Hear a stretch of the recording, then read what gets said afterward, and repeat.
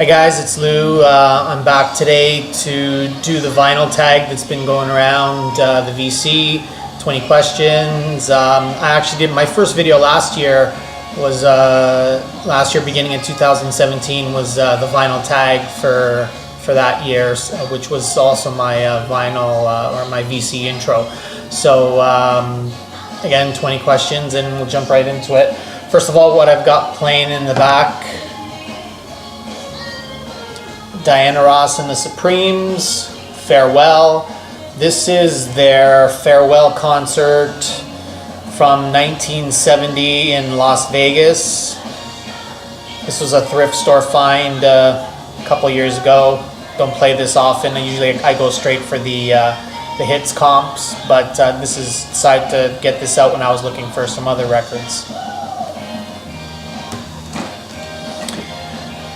So the first question is the first video that I ever saw in the VC. I used to watch a lot of music videos in the VC, but the first VC member that I ever remember truly watching a bunch of his videos was David Sequoia Flame, I think is how you say his name. I think he's in Florida, if I'm not mistaken. He just had a really humorous side and a lot of enthusiasm. Used to show a lot of, I guess, jazz and fusion and psych and stuff that you don't really see. That's not very common. But it was more his attitude and the humor that he brought in the videos. And I also remember seeing in the beginning Brandon, Mr. Hall of Fame, in his videos. So those were probably the first two that I remember seeing. My favorite record that I discovered in the VC, in the past year, one of my first videos after the vinyl tag was I did my top 10 list of my favorite psych albums. And while I still love all those records, I was exposed to this album, which it's pretty common for people who are into psych, but it was new to me, and it's the debut album or an only album by the band July. I saw a lot of people show this record. I remember specifically Dan from Dots and Loops and some other psych folks out there, and I bought this reissue, and yeah, it's fantastic. So really, really pleased, and I wouldn't have known about this if it hadn't been for the VC. Okay, what are your other hobbies? So I don't really have many hobbies. I guess it's kind of boring. I'm into sports, but more or less really watching sports. So some of my favorite teams, you would have seen me wear my Leafs hat quite a bit. So the Leafs, and for football, my favorite team is the Dallas Cowboys, and soccer or English Premier League football, it would be Liverpool FC. Why did you start to collect? So I've always been a fan of music, and I started off first collecting vinyl back in the 80s, and then moved on from vinyl to tapes and then CDs in the 90s. But I'm taking this question as, when I got back into collecting vinyl was when a friend of mine, his wife got him a turntable for Christmas. And when he told me that, then my wife was asking me, what did I want for Christmas? And I said, why don't you just get me a turntable? So she got me a turntable, and I've since replaced that turntable, but that's what started the most recent collecting. Do I play any instruments, or am I in a band? No and no. Although when I was really young, myself and a couple of cousins of mine, we had a band that we did for fun, and it was called the Pink Tornadoes, and it was just us kind of goofing around. We did 3 tapes, 3 separate albums, and it was just us hacking around. The first one we actually did in less than a day, and then gradually each subsequent tape or album got a little bit more complex with some pre-writing going into it. No instruments played. It was just us, playing air guitar and different things like that. So that's about it. Did I ever work in a record store? No, although I did apply once at a Cheapies in Mississauga, and I never heard back from them, and then I just kind of forgot about it, so the answer to that is no. Favorite album from the year that I was born? So, the year that I was born was 1969, and if you had asked me this question a year ago, I would have gone with this album, Zeppelin 1. And I still love this album, but I think this has moved to number 2 because in the last year, I think I've liked this album a little bit more than Zeppelin 1, and that's what some people are showing for a classic album they've never heard, In the Court of the Crimson King. So I would definitely say this is my favorite album now of 1969. Love the texture on this. What's a classic record or album that I've never heard? I had a couple of answers prepared, and I think it was John, the 6-inch pianist out in the UK. He actually, the same day that I had prepared my answers for this, I saw his video, and he actually named the same 2 albums and maybe some more.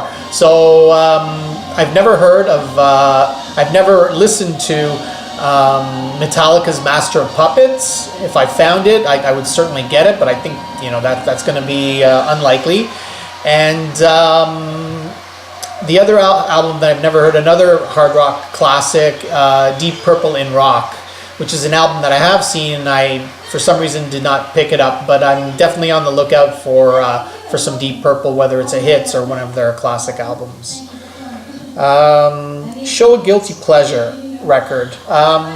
So like some of you have said, I kind of agree with, I don't really believe in guilty pleasures, and you like what you like, and if somebody else doesn't like that, then that's really too bad for them. But understanding the what guilty pleasures is all about, what I decided to go for is an artist who sometimes is not really spoken about in the best terms. And in the movie 40-Year-Old Virgin, there was actually quite a bit of this artist featured on the TV screens in the shop where everybody worked, and that's Michael McDonald. So Michael McDonald sometimes gets a bad rap. This is his album, If That's What It Takes, from the early 80s, which I think is great. It has a bit of that 80s sound, but it's a nice, soul R&B smooth sound from the early 80s, and his vocals, I personally like his vocals. I even liked his vocals in the Doobie Brothers, and some people really disliked the Doobie Brothers when Michael McDonald joined the band. But, I picked this up not too long ago, and I really enjoy it. It has the hit song, I Keep Forgetting. This is pretty good. I like it. Okay, the strangest record. So I don't really have anything that I would qualify as strange per se, but I decided to show this 10-inch, which is Joey Ramone, Christmas Spirit. And the only reason I'm showing this is because he does a cover of the song What a Wonderful World, made famous by Louis Armstrong, and I just thought, it's a little bit on the strange side and something you wouldn't expect for Joey Ramone, I think, to cover. So I know that's kind of a weak answer, but that's what I'm going with.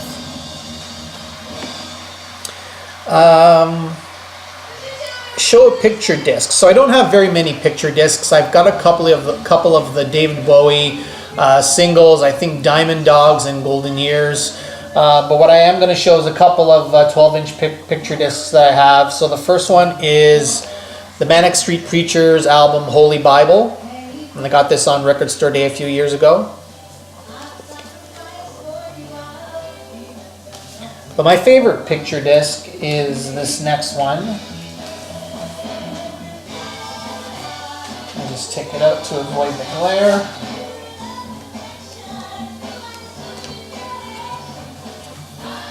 I've shown this band many times before.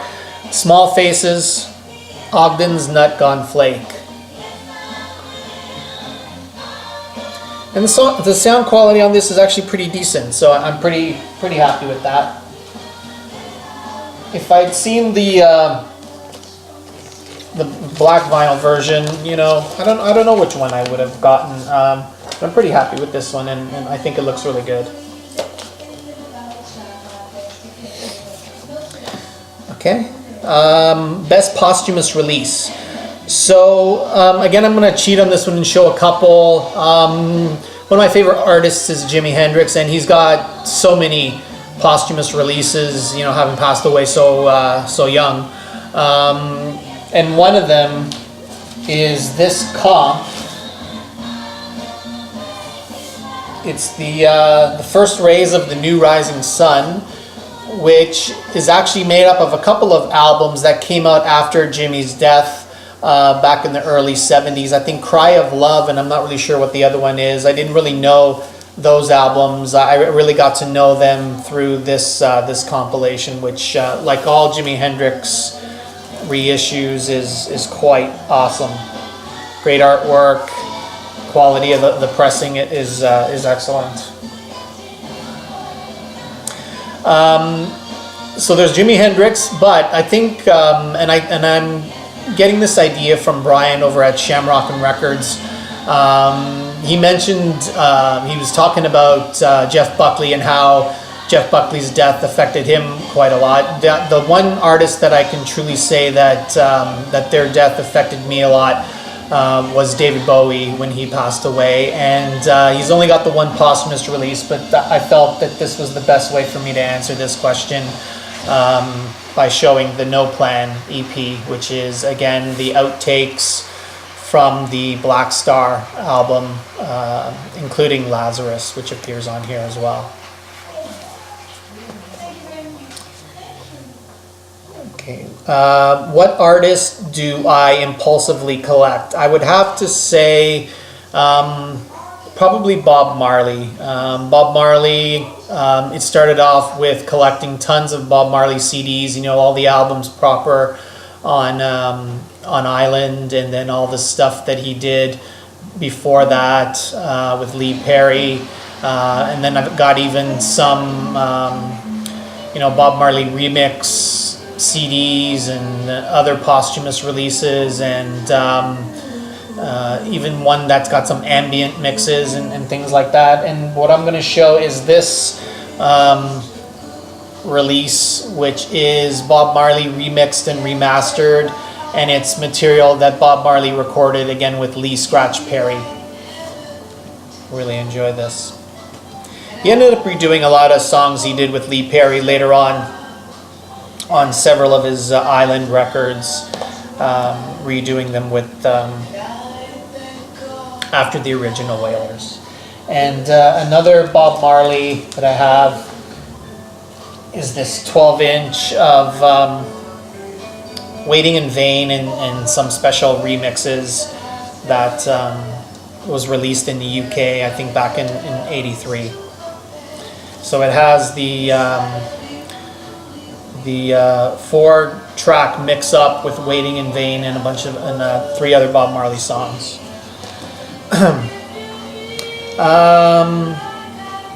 A Blindspot Artist. So I took this as an artist that is fairly well known, that for some reason I never really listened to their music or got into them. And this artist definitely qualifies for that. They've been around. I've always known the name. But in the last year, I've actually collected quite a lot of this artist. And the most recent release that I picked up from them is 10 Years After. And this is the album Shh, which I think is their 3rd album, if I'm not mistaken. So I started off the year with no 10 Years After, and I thought this was a gate. Is this a gatefold? Yeah, this is a gatefold. Started off the year with no 10 Years After, and now I've got 4 albums proper and 1 best of collection, and still looking for more. Your favorite album cover. So again, I'm going to cheat here and show a couple. What I really like is when bands show themselves, or artists show themselves on the cover, but they do it in a very unique way, or in a way that's very artistic. So I've got a couple of examples of that. Actually, I think I missed a question here. I'm gonna keep going with the covers. So one cover that I really enjoy, that I really like, is this Madness One Step Beyond, and I really like the picture of the band there. You're never gonna see another cover like this.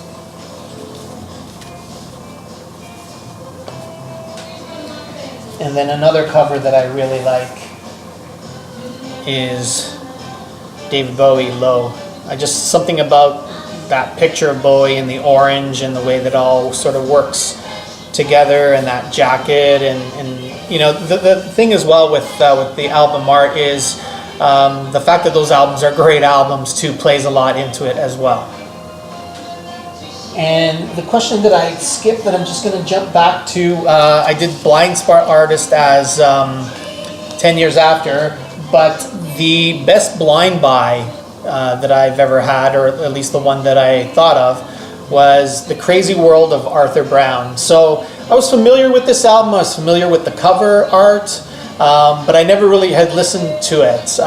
Maybe I had heard the song Fire, I'm not really 100% sure, but when I saw it at the record store, I just went based on recognition of the cover and what I thought might be inside, and really enjoy this album.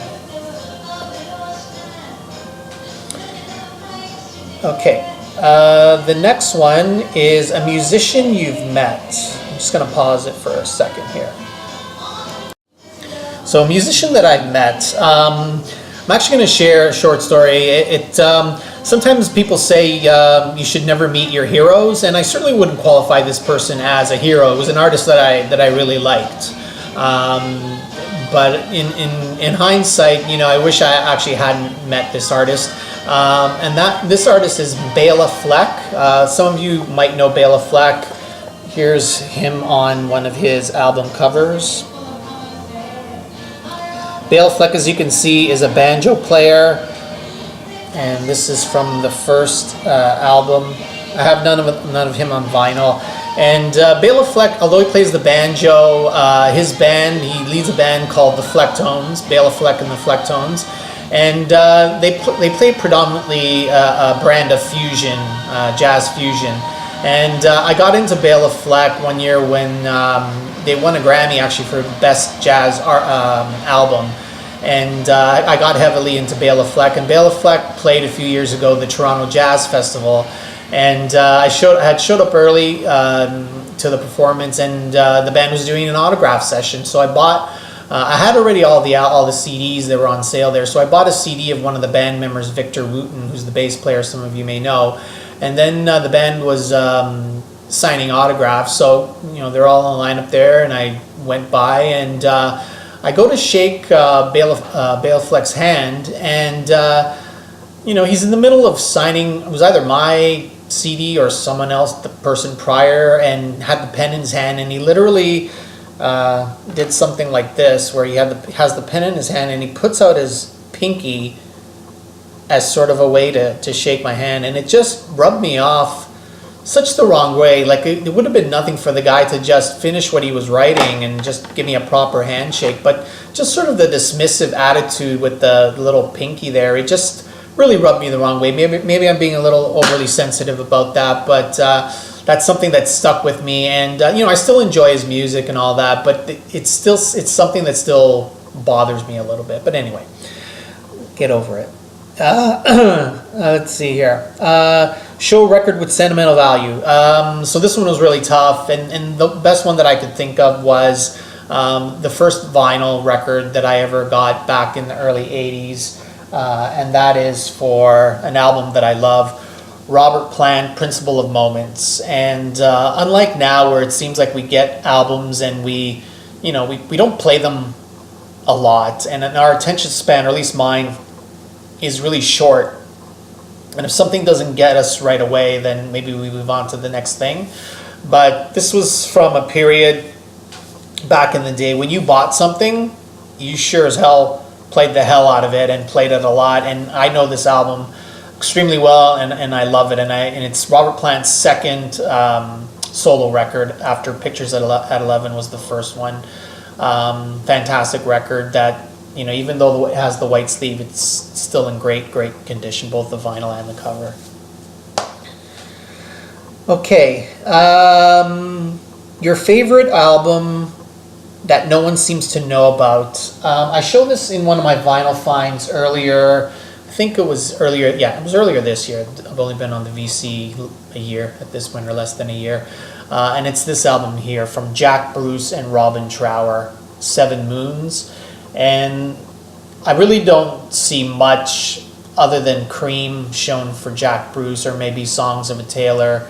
Robin Trower, you know, Bridge of Sighs maybe gets shown, but this album never gets shown. And this is a fantastic album. I always describe this as if Cream was being fronted by Jimi Hendrix, because Robin Trower is heavily influenced by Jimi Hendrix, and that's, you know, that's a compliment that I'm paying him. And this is a fantastic album. Okay, and the last question, favorite album from a genre that you don't know very well. So I guess the genre that I don't know very well is hip hop or rap.